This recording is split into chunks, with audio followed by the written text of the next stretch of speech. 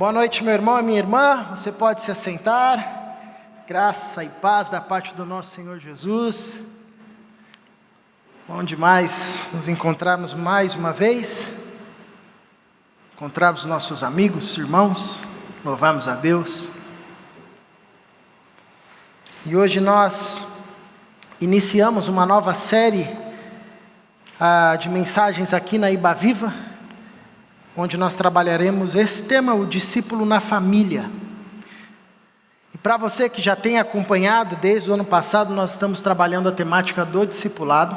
Esse ano a gente tentou aterrissar essa temática do discipulado na nossa vida, como é que se aplica, e falamos do discípulo, o discípulo na igreja, como é que um discípulo de Jesus se comporta e vive e desenvolve a sua caminhada com Jesus na comunidade local. Falamos sobre o discípulo no trabalho, como é que a gente vive a realidade do Evangelho, a caminhada com Jesus no nosso trabalho. E a partir de hoje nós conversaremos sobre como nós vivemos a vida com Cristo, o discipulado com Jesus em nossa família, que é o primeiro ambiente onde nós, de fato, testemunhamos acerca do novo nascimento, onde nós aprendemos e ensinamos e onde nós desenvolvemos a nossa identidade, enfim, daí para o mundo, né? Então é o ambiente primário onde a gente recebe e dá, onde a gente desenvolve e se desenvolve como ser humano e principalmente como discípulo de Jesus. E hoje nós iniciaremos conversando sobre o princípio da sujeição mútua. O princípio da sujeição mútua, focando na perspectiva dos casais, na perspectiva da relação marido e mulher. E depois, nos outros domingos, nós iremos aprofundar essa temática. E o texto de base hoje é Efésios capítulo 5, a partir do verso 21. Enquanto você vai encontrando aí na sua Bíblia, o texto também vai ser projetado. Eu quero lembrar de uma história, uma metáfora, né, que o escritor Rubem Alves trouxe uma vez para falar acerca do casamento. Ele usou 2 esportes para descrever a relação conjugal, a relação marido e mulher. E ele dizia que o casamento pode ser como um jogo de tênis, uma partida de tênis, ou um jogo de frescobol, ou uma partida de frescobol. Esses 2 esportes, eles usam elementos e movimentos um pouco parecidos. Tênis tem raquete, tem uma bolinha, fica uma pessoa do lado, outra do outro, e a bola vai de um lado para o outro. No frescobol você também tem raquete, você também tem bolinha, fica 2 pessoas do lado, e a bolinha vai para um lado de outro. Mas uma das diferenças e grandes diferenças entre esses 2 esportes é o espírito do esporte. Porque no tênis, você joga a bolinha com o objetivo do outro não pegar.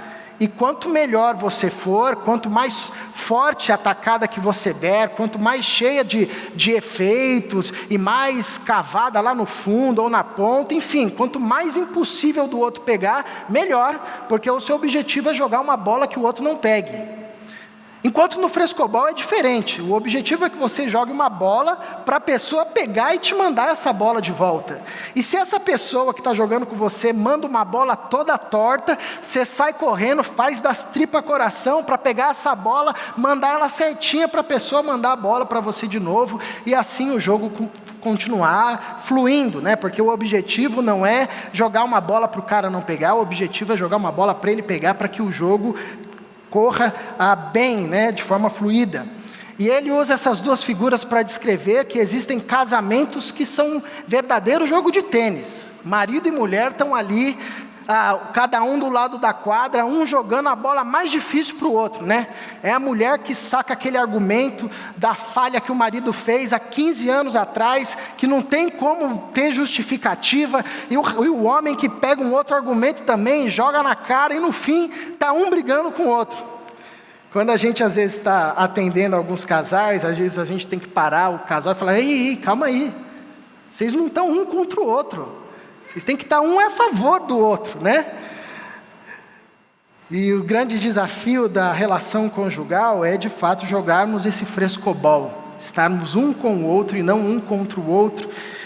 E Paulo traz para nós aqui princípios e um caminho onde de fato a gente pode desfrutar daquilo que Deus pensou e planejou e sonhou para a gente quanto casal e quanto relacionamento, que é de fato uma relação de parceria e companheirismo. Diz assim o texto, Efésios capítulo 5, a partir do verso 21. Sujeitem-se uns aos outros por temor a Cristo. Mulheres, sujeite-se cada uma ao seu marido, como ao Senhor. Pois o marido é o cabeça da mulher, como também Cristo é o cabeça da igreja, que é o seu corpo, do qual ele é o Salvador. Assim como a igreja está sujeita a Cristo, também as mulheres estejam em tudo sujeitas aos seus maridos. Maridos, ame cada um a sua mulher, assim como Cristo amou a igreja e entregou-se por ela para santificá-la, tendo-a purificado pelo lavar da água, mediante a palavra, e para apresentá-la a si mesma como igreja gloriosa, sem mancha, nem ruga, ou coisa semelhante, mas santa e inculpável. Da mesma forma, os maridos devem amar cada um a sua mulher, como a seu próprio corpo. Quem ama a sua mulher, ama a si mesmo. Além do mais, ninguém jamais odiou o seu próprio corpo. Antes o alimenta e dele cuida, como também Cristo faz com a igreja, pois somos membros do seu corpo. Por essa razão, o homem deixará pai e mãe e se unirá à sua mulher, e os dois se tornarão uma só carne. Este é um mistério profundo. Refiro-me, porém, a Cristo e à igreja. Portanto, cada um de vocês também ame a sua mulher como a você mesmo, e a mulher trate o marido com todo o respeito. Vamos orar mais uma vez? Paizinho, estamos diante da Tua palavra, reconhecemos que o Senhor já tem falado conosco, por meio dos louvores, por meio da comunhão. Pedimos-te que o Senhor continue a falar com a gente, que o Senhor traga ao nosso coração, à nossa mente, a Tua palavra, e a nossa vida, o nosso caráter seja transformado à semelhança de Jesus. Em nome dele, em nome de Cristo, aqui oramos. Amém. Bom, a gente tem que reconhecer que toda vez que nós vamos trabalhar, sobretudo nos tempos atuais, sobre essa temática da sujeição ou da submissão, sobretudo no âmbito da relação homem-mulher, sobretudo no contexto do casamento, a gente sempre encontra desafios e às vezes até um mal-estar, por algumas razões. Primeiro, porque a gente tem que reconhecer que esses e tantos outros textos que trabalham a temática da vida conjugal, por muitas vezes foram e continuam a ser mal interpretados, mal usados e mal aplicados, para a manutenção de uma lógica de domínio do homem sobre a mulher, do marido sobre a esposa. Uma lógica e uma cultura que aprisiona as mulheres, que submete as mulheres a todo tipo de tratamento, a todo tipo de relação, de opressão, de violência verbal, física, e que tenta dar uma roupagem e uma justificativa espiritual do tipo, não, você tem que se sujeitar a isso. Não é incomum encontrar e conversar com mulheres que, por um entendimento equivocado, acham que esse tipo de sujeição diz respeito a tudo, até mesmo a uma falta e um aviltamento da sua dignidade. O que não é e nunca foi a proposta desse texto e nem a proposta do Evangelho. Vamos lembrar que o Evangelho é libertador em todas as instâncias. Esse texto também é desafiador porque nós vivemos em um contexto, desde décadas atrás, sobretudo hoje, um contexto de pautas igualitárias, de vozes que se levantam para denunciar tipos de relação que eram relações doentias, tanto no aspecto do casamento, de homem com mulher, como no papel da mulher na sociedade, no âmbito empresarial, nas relações sociais. São vozes que trazem inquietações, que clamam por justiça, que trazem outras pautas, algumas que fazem muito sentido ao Evangelho, outras que não fazem nenhum sentido ao Evangelho. E a imaturidade da nossa parte, tapar os ouvidos e ignorar que essas vozes estão aí, que esses gritos estão aí, que essas pautas estão aí. Isso é um erro da nossa parte. Aliás, nós como discípulos de Jesus, somos chamados a estarmos à vanguarda daquilo que promove vida, dignidade, justiça, equidade entre as pessoas, em todas as ações e âmbitos da sociedade. Agora, é um erro também a gente relativizar o Evangelho para tentar encaixar os princípios do Evangelho às pautas atuais, negligenciando o texto bíblico, negligenciando os princípios da fé, negligenciando aquilo que a Bíblia nos ensina. Isso também é um erro. Nós somos discípulos de Jesus, e toda a nossa construção de pensamento e de ação, toda a nossa resposta para nós, aqueles que estão ao nosso contexto e para o mundo, parte do texto bíblico.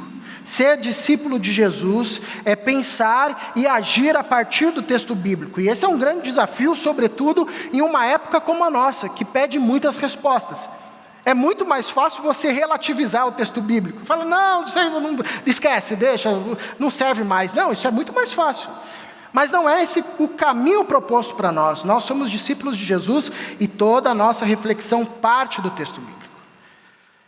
Um terceiro desafio também que nós encontramos quando vamos trabalhar essa temática da sujeição, da submissão, é que a nossa sociedade moderna, pós-moderna sobretudo, rompeu e rompe cada vez mais com o conceito de autoridade, seja em qualquer instância. Isso por parte de abusos e uma lógica autoritária que se instaurou, e também por compreender que o conceito da autoridade não faz nenhum sentido. O que é um equívoco também, porque o conceito de autoridade, de ordem, de ordenamento, é bíblico, proposto pelo próprio Deus, desde o início da criação até o seu final. A própria Trindade se relaciona em característica de autoridade, e o aspecto da autoridade se vê em toda a criação, quer entre os homens, quer entre Deus, quer entre os anjos, quer entre os animais, quer no micro-reino, no macro-reino. Há uma lógica de autoridade, de ordem, que coordena o universo. Porém, a sociedade moderna rompe com qualquer aspecto ou qualquer fala que relembra uma lógica de autoridade. Mas temos aí um princípio bíblico que nos convida à sujeição, à submissão, sobretudo no âmbito do casamento entre marido e mulher. Vamos aprofundar o olhar nesse texto. Primeiro destaque que a gente tem que fazer é que Paulo parte de um ponto comum. Quando Paulo está escrevendo aos Efésios, os primeiros capítulos, ele revela a grandeza do sacrifício de Jesus, de onde nós fomos tirados, onde nós estamos agora, e tudo que nós podemos desfrutar a partir da morte e da ressurreição de Cristo Jesus, a nova vida que está posta para nós. E depois ele vai aplicando essa nova vida no nosso dia a dia. Como é que essa nova vida se dá nos relacionamentos, como é que essa nova vida se dá no nosso ser interior, como é que essa nova vida se dá com a nossa vocação, com o nosso trabalho, enfim. Até chegar na perspectiva dos relacionamentos, do casamento, do trato com os filhos, do trato com os funcionários, os empregados, os senhores, enfim, em todo o âmbito, porque a ideia é que o Evangelho nos alcança integralmente, impacta todas as áreas da nossa vida. Paulo parte de um ponto comum, pois ele entende que os seus ouvintes e aqueles para quem ele escreve essa carta estão debaixo da autoridade de Jesus. Ou seja, são homens e mulheres, maridos e esposas, filhos e filhas que reconhecem a Jesus Cristo como seu Senhor e Salvador. Estão debaixo da autoridade de Jesus Cristo. E por estarem debaixo da autoridade de Jesus Cristo, reconhecem nesse princípio, não um princípio estranho, mas um chamamento para todos. Paulo também nos versos anteriores vai nos convidar e nos convocar a vivermos uma vida cheios do Espírito Santo, a não nos embriagarmos com vinho, mas nos enchermos do Espírito Santo. Esse é um outro ponto comum que o apóstolo parte também, que os seus ouvintes são homens e mulheres cheios do Espírito Santo e que desejam ser plenos do Espírito Santo. E uma das principais marcas de alguém cheio do Espírito Santo é uma vida de humildade. Não é uma vida de arrogância. Vale lembrar da relação de Jesus com os fariseus. Os fariseus eram arrogantes, eram discriminatórios, eram destruidores da dignidade alheia. Mas Jesus, cheio do Espírito Santo, era um homem manso, humilde, porque uma das marcas de um homem, de uma mulher cheio do Espírito Santo é a sua humildade, a sua capacidade de obedecer a Deus, ao irmão, a se colocar em submissão a um e ao outro. Então, Paulo, partindo desse ponto comum, ele escreve aos seus irmãos e a nós também, nos chamando para essa sujeição mútua. Sujeitem-se uns aos outros por temor de Cristo. Porque ele parte desse ponto comum de que todos nós estamos sob a autoridade de Jesus, cheios do Espírito Santo, ele nos convoca a essa relação de sujeição mútua. Na igreja, no corpo de Cristo, os discípulos, as discípulas de Jesus se submetem um ao outro. Esse é o ponto comum. Porque nós estamos sob a autoridade de Jesus, e nós reconhecemos Jesus como o nosso Senhor, e a identidade máxima de Jesus é a identidade do serviço, e Ele nos convida a essa identidade de servo. Logo, se somos discípulos de Jesus, também somos servos, e somos servos uns dos outros. Esse é o ponto central, que se a gente perder isso da perspectiva da caminhada com Jesus, nós, ao invés de servirmos, vamos querer ser servido. Ao invés de sermos agente de libertação, vamos escravizar, usando o texto bíblico, usando o evangelho que liberta, a gente vai aprisionar.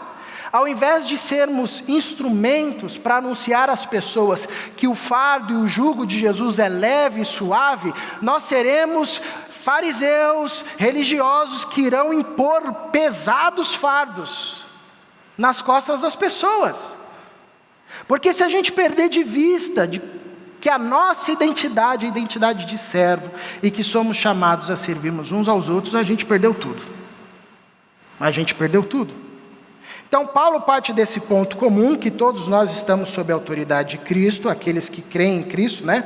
E uma coisa que a gente sempre precisa lembrar, é que para o apóstolo Paulo e para o Evangelho, para as Escrituras, não tem saída. Ou você está debaixo da autoridade de Jesus, ou você está debaixo da autoridade de principados, potestades e dominadores deste mundo tenebroso. Não tem meio termo.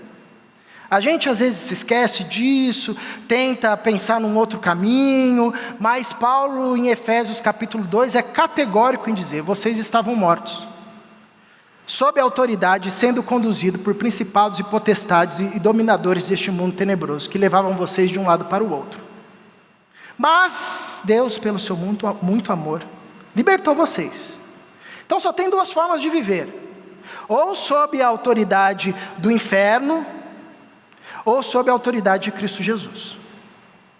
Não importa se o cara é legal, se a mulher é legal, se paga a conta, se é moralmente correto, se leva a avó na academia, não importa. Se ele não se rendeu a Jesus Cristo de Nazaré, ele está sob a autoridade de principados e potestades, dominadores deste mundo tenebroso. Por isso que a Bíblia é categórica em nos alertar sobre alianças profundas com quem não está sob a autoridade de Jesus Cristo de Nazaré. E porque estamos sob a autoridade de Cristo Jesus, nós entendemos que o chamado para nós é vivermos como servos uns dos outros em todas as instâncias, sobretudo no casamento. É muito comum a gente associar a identidade de serviço quando a gente vem para a igreja. Não, eu vou servir. Hoje é meu dia de servir. Mas nós somos chamados a sermos um discípulo que, quanto marido, é servo. Uma esposa, discípula de Jesus, que, quanto esposa, é serva. Um pai que é servo. Um filho que é servo. Porque essa é a identidade do discípulo de Jesus, que está sob a autoridade de Cristo Jesus, e na relação conjugal não é diferente. Eu lembro que, quando nós estávamos no Rio ainda, a gente estava participando de um pequeno grupo, e um dos presbíteros da igreja, era um pequeno grupo de adolescente, ele foi partilhar um pedido, um agradecimento, né? Ele estava comemorando 30 anos de casado, e ele queria orar e agradecer por isso. E aí um adolescente pensou alto, né? Acho que ele queria pensar, mas ele acabou falando, que quando esse presbítero disse, eu estou casado há 30 anos, né? O adolescente de pronto disse, 30 anos com a mesma mulher? Como assim, né? Acho que ele queria pensar, mas aí escapou, né? Aí o cara falou, para você ver, 30 anos com a mesma mulher, isso só é possível porque a gente viveu uma vida de serviço, a gente vive uma vida de serviço, um servindo ao outro. Essa é a identidade de Jesus para os seus discípulos. Por isso que Paulo nos convida ao caminho da sujeição, da submissão um do outro. E uma figura, uma lembrança, quando a gente fala dessa temática da sujeição, do submeter-se uns aos outros, uma imagem que pode nos ajudar muito é Jesus lavando os pés dos seus discípulos. Jesus, em humildade, lavando os pés dos seus discípulos. Para muitos, um ato de humilhação, mas para Jesus uma demonstração de amor e de ensinamento de humildade. Jesus não deixou de ser quem ele era, ele mesmo diz, eu sou mestre, e vocês sabem disso, eu não deixei de ser mestre, só porque eu lavei os seus pés. Esse é o espírito da caminhada cristã. Não precisa lavar o pé literalmente não, viu gente, é só uma metáfora. Se quiser lavar o pé também, fica à vontade. Um segundo elemento interessante nesse texto, é que Paulo nos apresenta um novo jeito de se relacionar. A fé cristã, o Evangelho de Jesus, abala as estruturas, não só do mundo espiritual, mas a estrutura da realidade humana, porque nos apresenta uma nova ética, faz nascer em nós uma nova forma de viver, um novo jeito de se relacionar. Então, essa ordenança que Paulo traz aqui àqueles que estão sob a autoridade de Jesus, modifica a relação social do seu tempo e dos tempos futuros. Vamos lembrar que até aquele momento, o casamento era um contrato que privilegiava o homem. O casamento era um contrato comercial. A rigor, independente, tanto na cultura judaica que se perdeu da revelação, quanto na cultura romana, quanto na cultura grega, em todas as culturas, o casamento privilegiava o homem. A mulher era um objeto. Tanto que o homem podia ter quantas mulheres quisesse, e podia largá-las como quisesse. Isso estava no seio da cultura judaica. Quanto mais na cultura romana, onde a mulher era objeto para a satisfação dos desejos do homem. Quanto mais na cultura grega, que a mulher era um ser que nem tinha alma. Vem Paulo e escreve para essa sociedade, dizendo que nós somos chamados a viver uma relação conjugal, marcada agora por amor e respeito. Mulheres, sujeitem-se cada uma ao seu marido. Maridos, ame cada uma a sua mulher. Conceitos que não existiam. Porque a relação que a mulher tinha num casamento de contrato não era de submissão, mas era de medo, era de escravidão. A mulher era um objeto, era uma moeda de troca. E não tinha nenhuma relação de amor, em linhas gerais, da parte do homem para a mulher. Vem o Evangelho e nos ensina que entre os discípulos de Jesus, não é dessa forma que nós vamos nos relacionar no nosso casamento. O casamento entre os discípulos de Jesus não pode seguir a lógica da morte das sociedades atuais. É interessante que Paulo aqui muda o referencial, o modelo, o paradigma. Porque quando ele vai falar sobre como um homem e a mulher devem se relacionar no âmbito do casal, do casamento, ele não traz aqui a cultura patriarcal da sua época, do mundo judaico, do mundo romano, do mundo grego. Ele traz outro referencial, que é a relação de Cristo com a igreja. Completamente diferente, oposto, antagônico.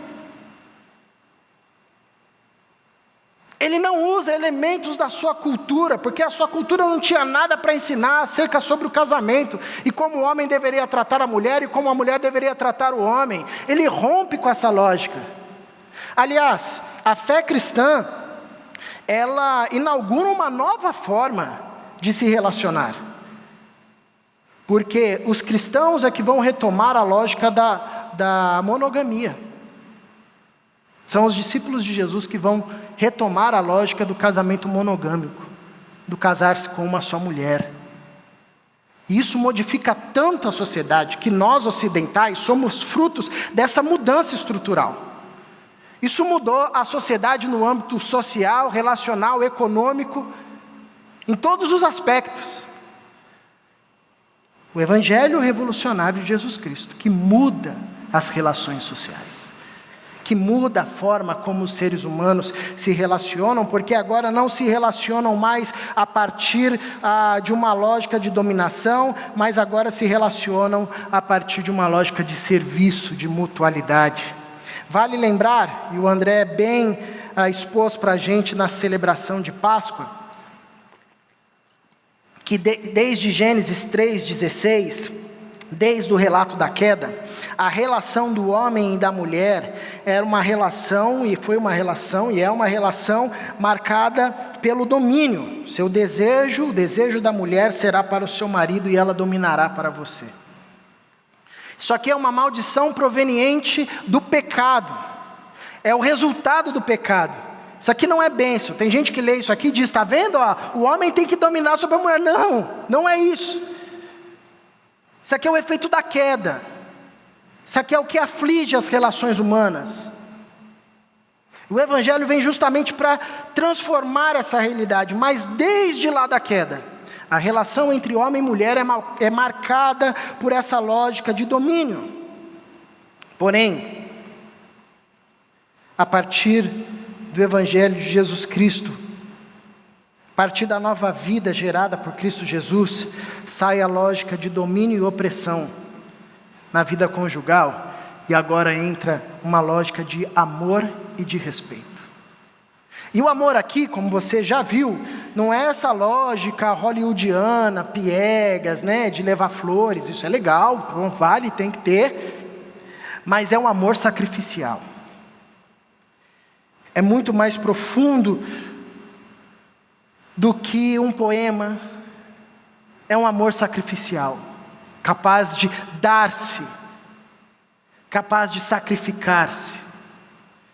Então, num ambiente, numa cultura, onde as relações conjugais eram pautadas por uma lógica de domínio e opressão, agora, pelo Evangelho de Jesus Cristo, aqueles que estão sob a autoridade de Jesus Cristo, que se submetem, se sujeitam uns aos outros, vivem a sua conjugalidade a partir de uma lógica de amor e respeito.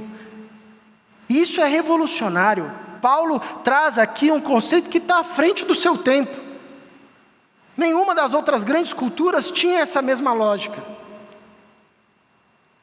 Eu lembro que uma vez numa viagem missionária à Guiné-Bissau, 2016, 2017,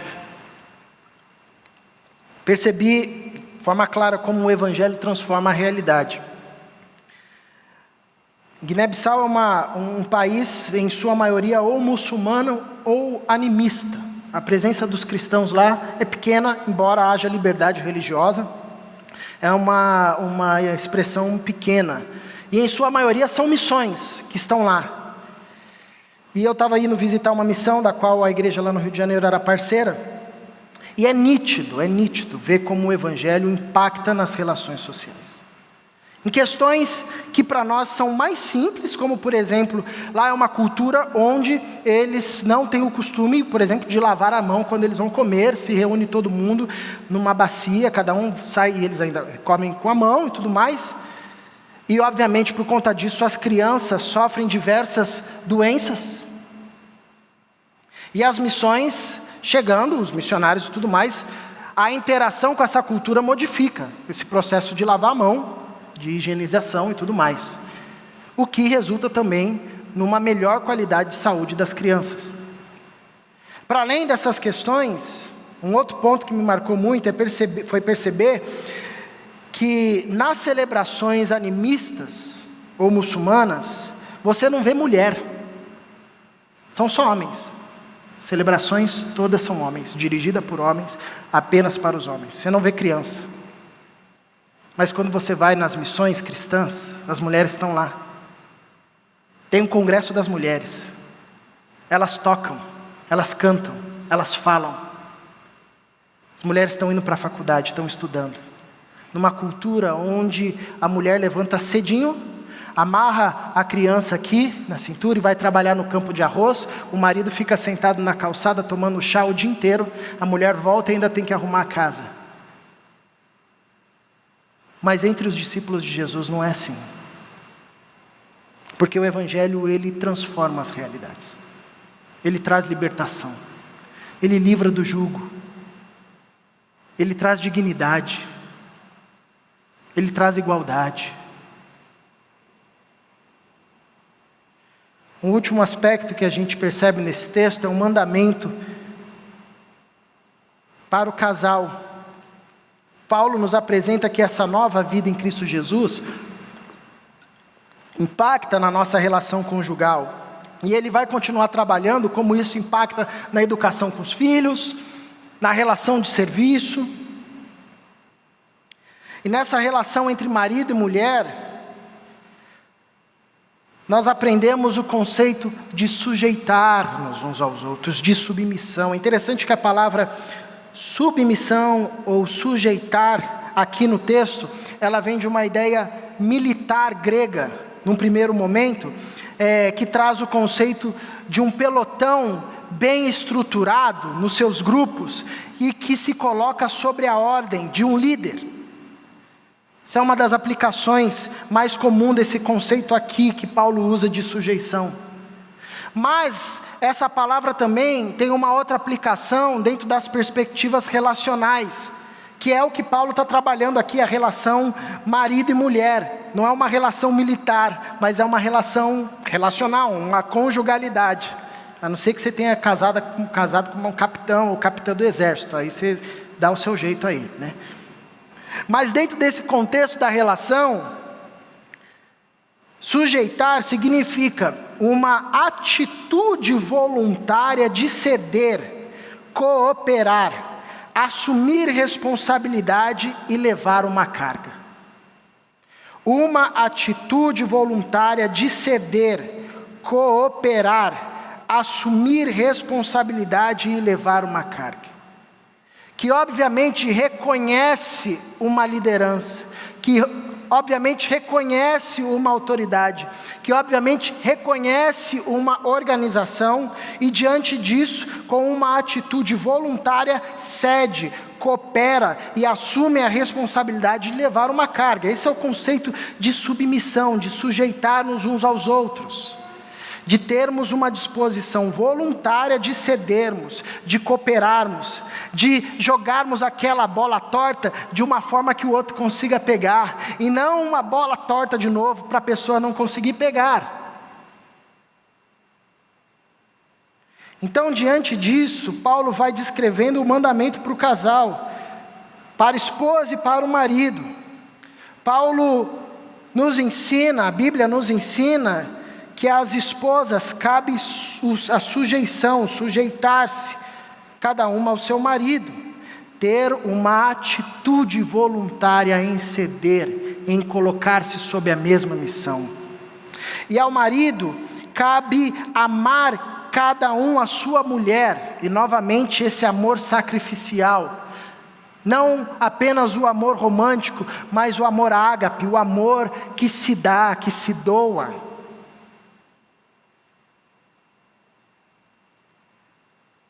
A lógica de igualdade entre homem e mulher não anula uma distinção de função.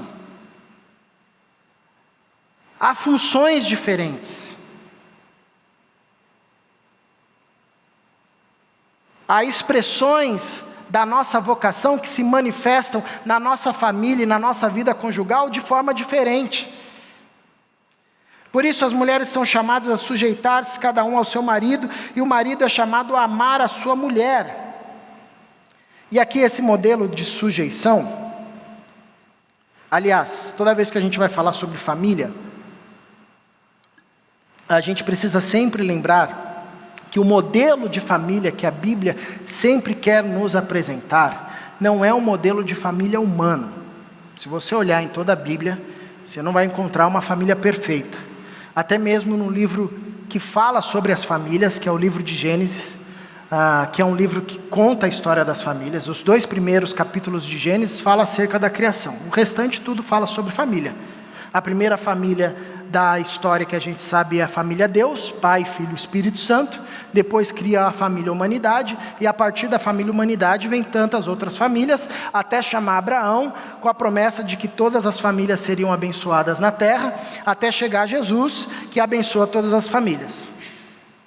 Mas todas as famílias chamadas por Deus apresentaram algum aspecto que revelava a natureza caída.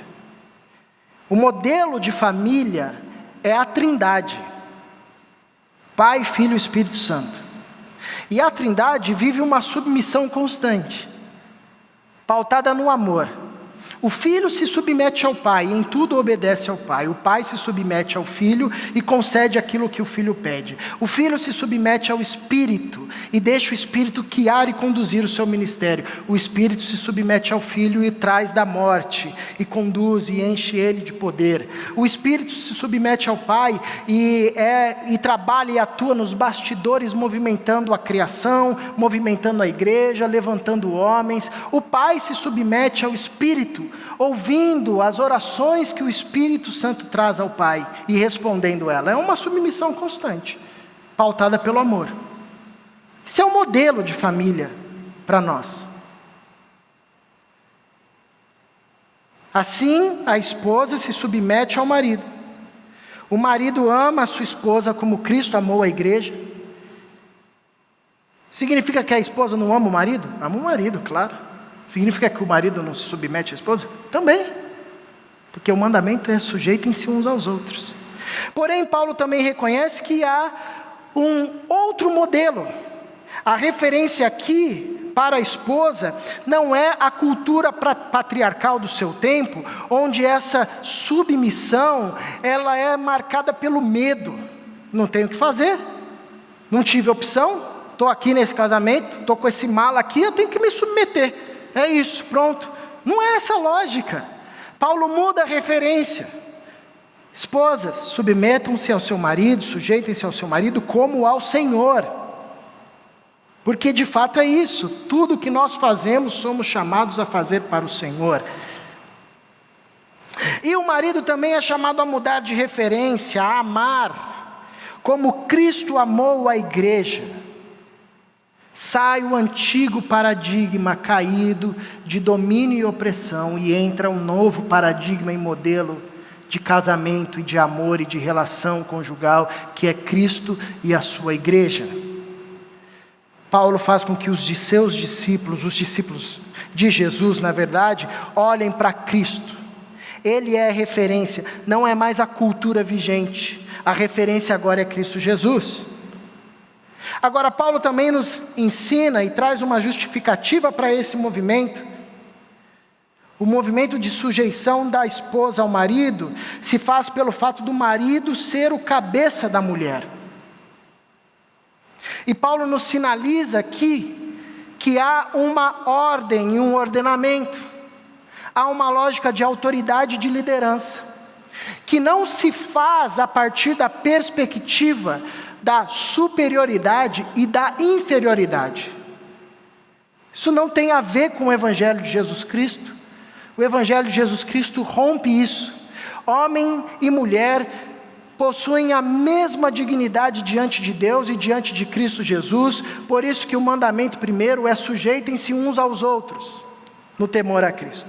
Porém, Paulo nos sinaliza que há uma distinção de função no matrimônio. Há uma distinção de função na conjugalidade.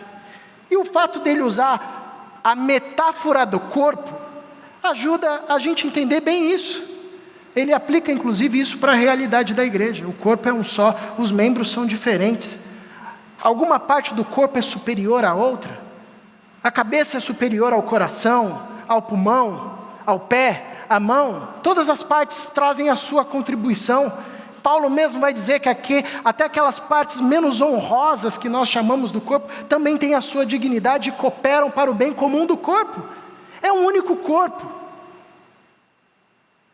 Agora, a igualdade entre homem e mulher não anula, não suprime a distinção de função. E a justificativa às mulheres é que o marido é a cabeça da mulher, e a justificativa ao marido é que os dois são uma só carne. Ame a sua esposa, porque vocês são uma só carne.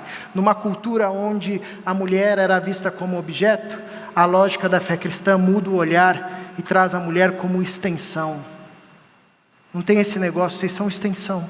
Ninguém faz mal ao seu próprio corpo, nem um marido faria mal à sua própria mulher, porque é um só corpo. Para a gente entender esse conceito que Paulo traz aqui, a gente tem que voltar lá para Gênesis. Quando Deus, depois de criar todas as coisas, coloca o homem no jardim e dá ao homem uma missão. Coloca o homem no jardim para que ele cultivasse, para que ele guardasse o jardim.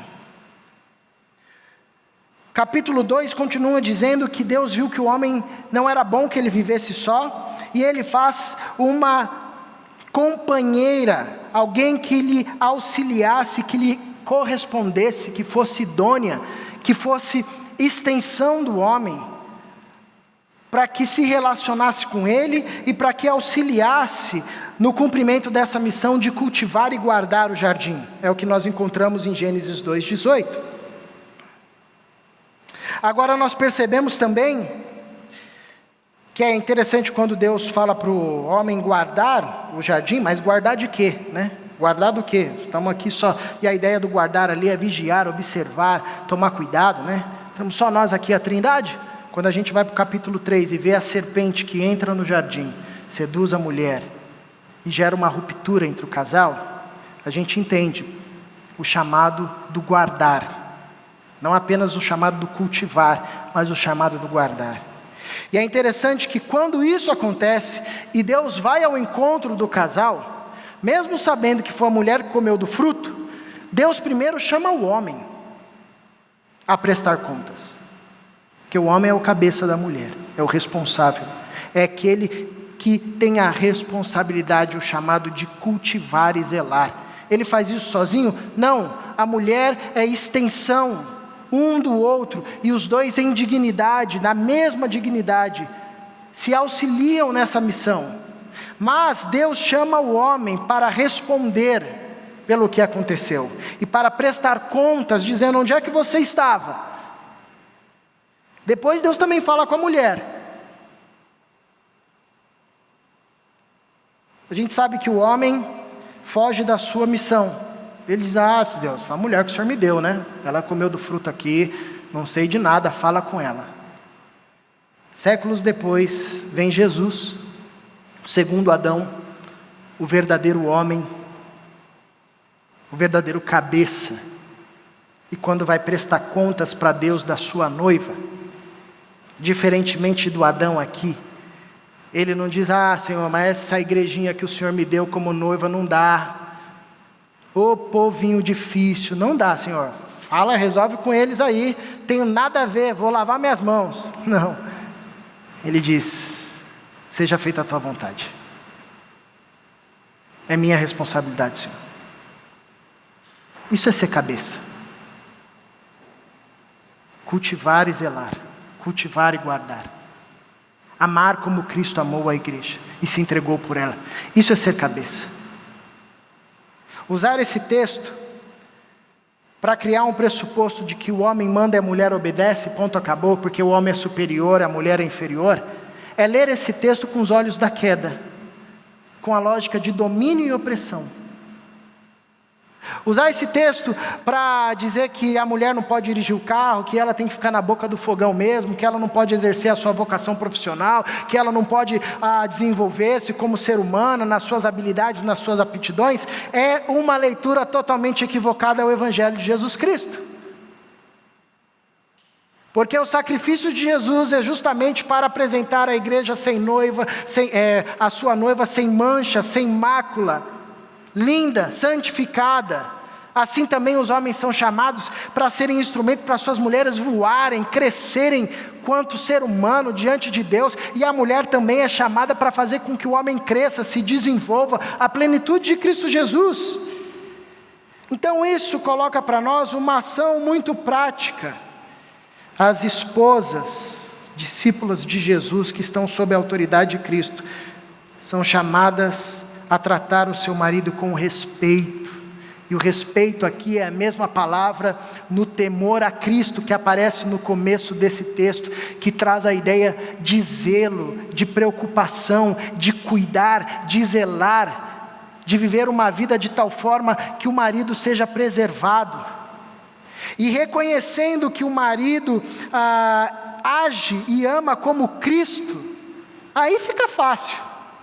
Porque quando Paulo diz às mulheres para se submeterem aos homens, ou terem uma atitude voluntária de ceder, ele está partindo do pressuposto de maridos que amam como a Cristo Jesus. Essas duas coisas não estão separadas. E a ação que cabe ao marido é amar a sua mulher. Um amor sacrificial, que quando a corda estoura, não diz, não, eu não estou sendo feliz, já era, essa mulher não me faz mais feliz. Não, é culpa dela também, só faz isso. Tenho nada a ver com isso, viu Deus? Tanta mulher aí que você vai me dar essa. Não, mas é alguém que faz como Cristo fez. Assume a responsabilidade, entende o chamado de cultivar e guardar. Um amor sacrificial. Assim como Cristo amou a igreja, os homens também são chamados a amar a sua mulher, as suas mulheres. Essa ação que compete a nós, discípulos e discípulas de Jesus, na relação conjugal. Uma relação que não toma como referência a lógica do nosso tempo, mas toma como referência a relação de Cristo com a igreja. E que gera uma sujeição mútua, marcado pelo respeito das mulheres com os seus maridos, e do amor dos seus maridos com as suas mulheres. E essas coisas são intercambiáveis, porque se tem amor, tem respeito, se tem respeito, tem que ter amor. É um chamado para sujeição mútua, onde se reconhece uma distinção de função, mas que preserva uma unidade de dignidade em Cristo Jesus.